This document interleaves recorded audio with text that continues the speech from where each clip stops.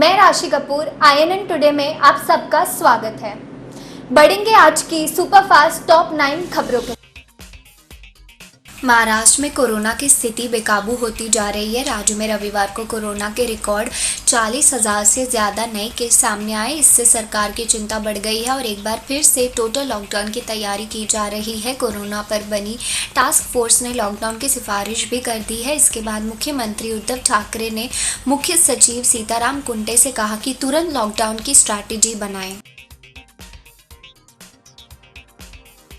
जम्मू कश्मीर के बारामूला जिले के सोपोर इलाके में सोमवार को आतंकियों ने नगर परिषद के ऑफिस में फायरिंग की।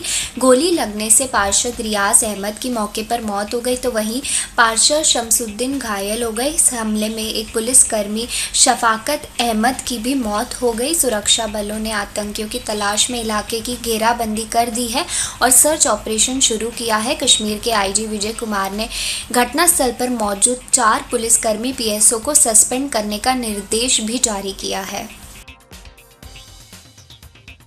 महाराष्ट्र के नक्सल प्रभावित गढ़चिलौरी जिले के खोबरा मेड़ा जंगल में C60 कमांडो टीम की नक्सलियों के साथ मुठभेड़ हो गई। इस दौरान जवानों ने 5 नक्सलियों को मार गिराया।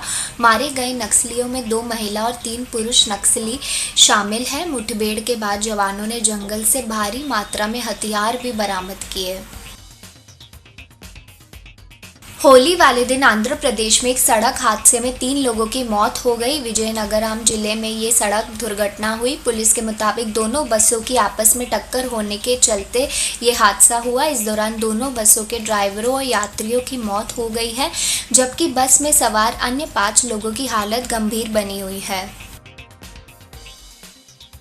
भारतीय वायुसेना की मारक क्षमता और मजबूत होने जा रही है। 1 महीने के भीतर वायुसेना के बेड़े में और 10 राफेल लड़ाकू विमान शामिल हो जाएंगे। इससे राफेल विमानों के दूसरे स्क्वाड्रन के गठन का रास्ता भी साफ हो जाएगा। नए विमानों के आने से वायुसेना में राफेल की संख्या 21 हो जाएगी।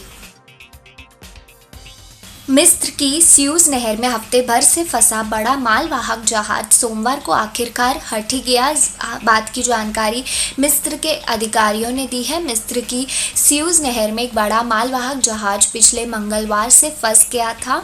इस वजह से दूसरे जहाज वहां से नहीं निकल पा रहे थे। हफ्ते भर की मशक्कत के बाद उस जहाज को निकाला गया। जम्मू कश्मीर की पूर्व मुख्यमंत्री और PDP की अध्यक्ष महबूबा मुफ्ती के पासपोर्ट अपडेशन को लेकर अब जम्मू कश्मीर पुलिस ने मंजूरी देने से इनकार कर दिया है। मुफ्ती के ट्वीट के मुताबिक उनका पासपोर्ट CID की रिपोर्ट के आधार पर जारी करने से इनकार किया गया है। बोर्ड परीक्षाओं से पहले प्रधानमंत्री नरेंद्र मोदी ने सोमवार को अपनी किताब एग्जाम वायरस का नया संस्करण जारी किया। किताब के नए संस्करण की घोषणा करते हुए PM मोदी ने खुशी जताई। उन्होंने कहा कि एग्जाम वायरस का ताज़ा संस्करण छात्रों, अभिभावकों और शिक्षकों के बहुमूल्य इनपुट से समृद्ध है। PM मोदी ने यह भी कहा कि एग्जाम वायरस के नए संस्करण में पर्याप्त नए हिस्से जोड़े गए हैं जो विशेष रूप से अभिभावकों और शिक्षकों को पसंद आएगी। प्रधानमंत्री ने कई ट्वीट करते हुए कहा कि उन्हें ये बताते हुए खुशी हो रही है कि एग्जाम वायरस का नया संस्करण अब उपलब्ध है।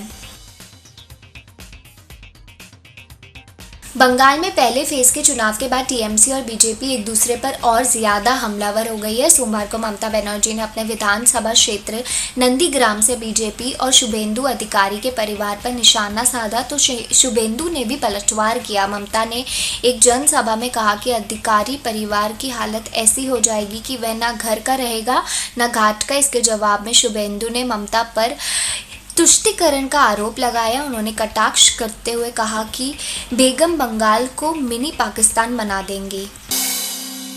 खबरों का सिलसिला जारी रहेगा। जय Hind. For more details, please subscribe to our channel and hit the bell icon for latest updates.